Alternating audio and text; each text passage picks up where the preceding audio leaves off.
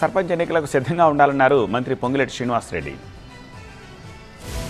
తెలంగాణలో కులగణన రిపోర్ట్ వచ్చేసింది. నెక్స్ట్ ఏంటో కూడా క్లారిటీ ఇచ్చారు మంత్రి పొంగులేటి శ్రీనివాసరెడ్డి. పంచాయతీ ఎన్నికలకు సిద్ధంగా ఉండాలని పార్టీ క్యాడర్ కు పిలుపునిచ్చారు రెవెన్యూ మంత్రి పొంగులేటి శ్రీనివాసరెడ్డి. ఈ నెల 15 లోపు పంచాయతీ ఎన్నికల షెడ్యూల్ విడుదలవుతుందని స్పష్టం చేశారు మంత్రి పొంగులేటి శ్రీనివాసరెడ్డి. నేతలు కార్యకర్తలు అప్రమత్తంగా ఉండాలని సూచించారు. నిత్యం ప్రజల్లో ఉండాలని, గ్రామాల్లో సమస్యలను పరిష్కరించాలని ఆదేశించారు ఆయన. అధికారం ఉందని నేను ఎమ్మెల్యే గారు టిక్కు పెట్టిన అనుకో మనకి మీకు రాజకీయంగా నష్టం జరుగుతుంది. ఎన్నికలు వస్తున్నాయి, ఈ 15వ తారీఖు లోపల షెడ్యూల్ వస్తుంది.